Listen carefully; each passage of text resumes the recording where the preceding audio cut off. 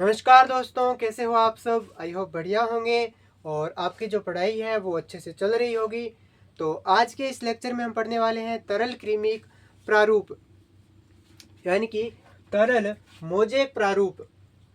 तो ये जो मॉडल है, ये जो आज तक का सबसे माने जाने वाला कोशिका झिल्ली का प्रारूप है। और ये जो दिया था सिंगर व निकोलसन में 1927 में, सॉरी 1972 में। और ये मॉडल क्या कहता है कि कोशिका में जो फॉस्फोलिपिड है वो दो परतों से, कोशिका की जो झिल्ली है वो फॉस्फोलिपिड की दो परतों से बनती है। ये कुछ इस प्रकार से कि कोशिका झिल्ली जो है फॉस्फोलिपिड की दोहरी परत होती है और जिसमें प्रोटीन धंसे रहते हैं। ये कुछ इस प्रकार से, यहाँ पर प्रोटीन है, ये सतह के ऊपर प्रोटीन है। इस प्रकार से जो इसके अंदर प्रोटीन धंसे रहते हैं। और इसकी जो मुख्य बात है वो ये है कि लिपिड अर्ध तरलीय प्रकृति का होता है, जिसे फॉस्फोलिपिड पार्श्वीय गति करते हैं, यानी कि इसमें क्या तरल प्रकृति का होता है, जो कि इस मॉडल का भी नेम है। तो तरल प्रकृति का होने के कारण ये क्या करता है, पार्श्वीय गति करता है। पार्श्वीय गति यानी कि ये यहां से यहां आ सकता है, ये जो है आपस में एक दूसरे से पार्श्व में गति कर सकते हैं। पार्श्व यानी कि बगल में गतियां कर सकते हैं एक दूसरे की जगह पर, जिससे क्या होता है, इसकी जो तरलीय प्रकृति है इसके कारण ये क्या करते हैं, गति की क्षमता और तरलीय प्रकृति एक दूसरे के समानुपाती है। यानी कि गति की क्षमता कब बढ़ेगी, जब इसकी तरलीय प्रकृति बढ़ेगी। तो तरलीय प्रकृति इसीलिए है ताकि गति की क्षमता बढ़ सके, और गति की क्षमता बढ़ने से क्या होगा, इसके सभी कार्य आसान हो जाएंगे, जैसे वृद्धि, स्त्रावण, विभाजन, परिवहन, जितने भी काम है गति के बिना संभव नहीं होंगे। और इसीलिए जो है ये कोशिका झिल्ली जो है तरलीय प्रकृति की होती है। तो ये जो है मेन इस नमूने की जो बात है। तो आप यहाँ पर देख सकते हो, ये जो है फॉस्फोलिपिड है, जो कि हम पहले देख चुके हैं। और ये इसकी दोहरी परत है, ये एक ऊपर परत और एक नीचे। और इसके नीचे क्या है, साइटोप्लाज्म यानी कि कोशिका द्रव्य। ये इस प्रकार से बड़ी सी कोशिका है, ये अंदर कोशिका द्रव्य है और ये ऊपर की झिल्ली है। तो ये इस प्रकार से इसके अंदर ये प्रोटीन है, सतही प्रोटीन है, ये अंगभूत प्रोटीन है।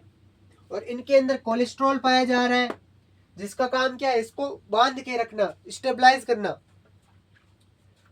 और जो है इसके ऊपर पाए जा रहे हैं कार्बोहाइड्रेट्स, इसके ऊपर पाए जा रहे हैं सतही प्रोटीन जो है इसके ऊपर पाए जा रहे हैं, कोई सी भी जो प्रोटीन है उसके ऊपर भी पाए जा रहे हैं। तो अगर प्रोटीन के ऊपर कार्बोहाइड्रेट है उसको हम बोलते हैं ग्लाइकोप्रोटीन। इन दोनों को साथ में क्या बोलेंगे, ग्लाइकोप्रोटीन। और अगर लिपिड के ऊपर पाए जा रहे हैं तो ग्लाइकोलिपिड। ठीक है। और जो है इसके अंदर कुछ प्रोटीन जो है इस प्रकार से उनके अंदर एक चेन बनी होती है, एक सुरंग। इस सुरंग का क्या काम होता है, पदार्थों को बाहर से अंदर लाना, अंदर से बाहर करना। जो पदार्थ झिल्ली को सीधे तौर पर आर पार नहीं आ जा सकते, वो इस सुरंग के माध्यम से आते हैं और सुरंग के माध्यम से ही जाते हैं। ये एक प्रोटीन है जिसके अंदर एक सुरंग है, इसको हम बोलते हैं वाहक प्रोटीन। तो हमने देखा कि किस प्रकार से जो है ये मॉडल बताता है कि इसकी तरली प्रकृति जो है इसके गति की क्षमता को बढ़ाती है और जिससे सारे कार्य संपन्न हो पाते हैं। तो अब हम कुछ देख लेते हैं, कुछ विशेष कार्यों को, कि किस प्रकार से जो है कोशिकाएं अपने कार्य करती हैं गति के कारण। और फिर हम देखेंगे परिवहन को, कि परिवहन जो किस प्रकार होता है कोशिका में, किस प्रकार बाहर से अणु आते हैं, किस प्रकार जाते हैं।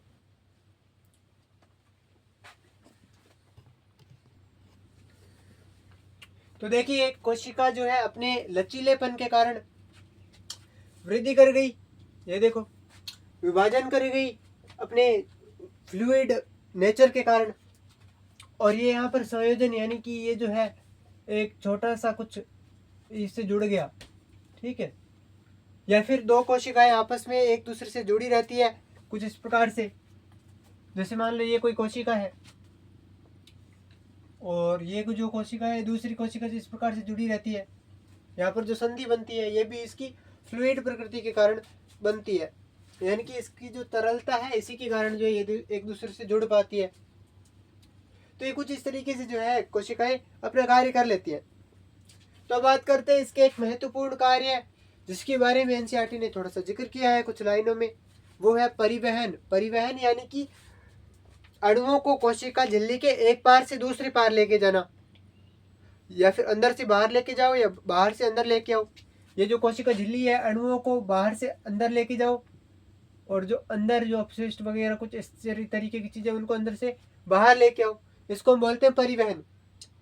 तो कोशिका झिल्ली जो है चयनात्मक पारगम्य होती है। चयनात्मक पारगम्य का मतलब ये डिसाइड करती है कि कौन बाहर जाएगा, कौन कौन बाहर जा सकता है, कौन कौन बाहर नहीं जा सकता। ये डिसाइड करेगी कि कौन कौन अंदर आ सकता है, कौन कौन अंदर नहीं आ सकता।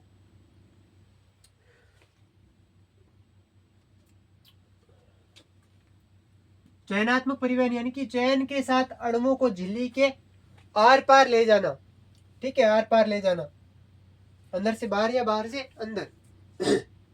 अब बात करें परिवहन की, तो परिवहन जो है दो प्रकार के हैं, एक तो सक्रिय परिवहन और एक निष्क्रिय परिवहन। देखिए, अगर अंदर किसी भी पदार्थ की, जल की या फिर कुछ भी जो अणु हमें अंदर बाहर करने हैं, उनकी अंदर सांद्रता ज्यादा है और बाहर सांद्रता कम है, ठीक है, तो ये अणु अपने आप बाहर आ जाएंगे। आपने देखा होगा सूखी लकड़ी के अंदर जल की सांद्रता कम होती है, लेकिन जैसे हम उसको घंटों तक जल में रखते हैं तो उसके चारों ओर जल है, यानी कि कोशिका के बाहर जल की सांद्रता अधिक है, अंदर सांद्रता कम है, तो बाहर से अंदर जो है जल अपने आप आ जाता है, अपने आप आ जाता है, यानी कि निष्क्रिय परिवहन। इसमें हमें कोई ऊर्जा की आवश्यकता नहीं पड़ती, सांद्रता के आधार पर जल अपने आप अंदर आ जाता है या फिर अपने आप बाहर चला जाता है। अगर बाहर सांद्रता कम है तो अंदर सांद्रता कम है, अंदर आ जाता है, बाहर सांद्रता कम है, जल बाहर। जैसे नमक है, नमक है, मान लो नमक के अंदर अगर किसी कोशिका को रख दिया जाए तो नमक के अंदर जल की सांद्रता क्या है, बहुत ही कम है, और कोशिका के अंदर जो है जल की सांद्रता ठीक ठाक है। तो कोशिका से जल जो है बाहर जाएगा, कोशिका सूख जाएगी और कोशिका मर जाएगी। इसीलिए आपने देखा होगा नमक से जो है, अगर बहुत सारा नमक अगर किसी को खिला दे तो मर जाता है कोई भी, ये ऐसा इसलिए होता है।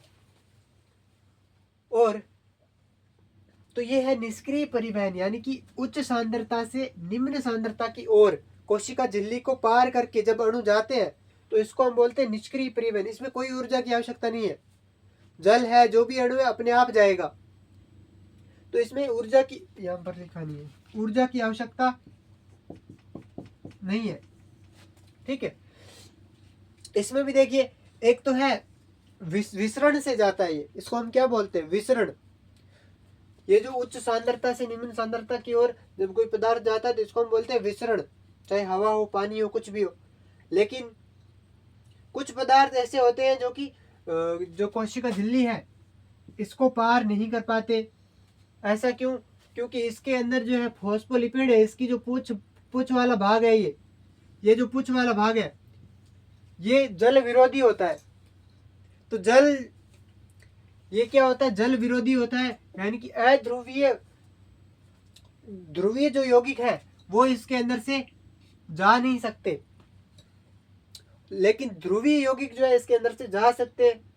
तो ध्रुवीय यौगिक जा सकते हैं, यानी कि साधारण विसरण, जिसमें कोई भी पदार्थ उच्च सांद्रता से निम्न सांद्रता में जा रहा है, ठीक है। और लेकिन जो ध्रुवीय यौगिक है वो जा नहीं सकते, तो उनके लिए एक विशेष व्यवस्था है और वो है वाहक प्रोटीन की। ये आप देख सकते हो, ये जो है झिल्ली है, इसकी ये दो परतें हैं, बीच में वाहक प्रोटीन लगा है। इस वाहक प्रोटीन के माध्यम से ये अणु कोशिका के एक पार से दूसरी पार जा रहे हैं, ठीक है। तो दो तरीके से जाते हैं, ध्रुवीय वाहक प्रोटीन की सहायता से और अध्रुवीय ऐसे ही चले जाते हैं, इनको कोई रोकने वाला नहीं।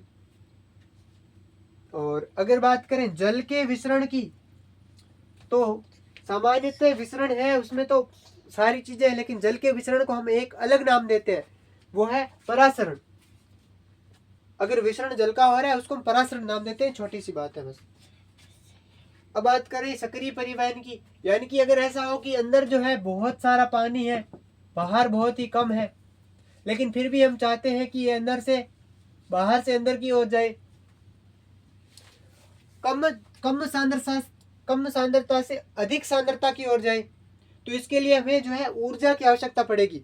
हमें कुछ न कुछ कार्य करना पड़ेगा कि कम सांद्रता से उच्च सांद्रता से कोई भी अणु जा पाए। तो इसके लिए जो है हमें ऊर्जा की आवश्यकता होती है, एटीपी की आवश्यकता होती है। ठीक है, ये जो है सांद्रता प्रवणता के विपरीत, यानी कि सांद्रता प्रवणता क्या है, ज्यादा से कम की ओर, और हम कहाँ भेजना चाहते हैं, कम से ज्यादा की ओर। तो इसमें भी ऊर्जा की आवश्यकता होती है, एटीपी की आवश्यकता होती है। और इसके दो उदाहरण भी दे रखे, एक है सोडियम आयन पंप और एक है पोटेशियम आयन पंप। ये जो है एटीपी का उपयोग करके कम सांद्रता से अधिक सांद्रता की ओर पदार्थों को भेज सकते हैं। तो हमने जो है परिवहन के बारे में देख लिया, तरल मोज़ेक प्रारूप के बारे में हमने देख लिया। तो आज के लेक्चर में हम इतना ही रखेंगे, और कमेंट में अपनी राय जरूर बताना। Thank you.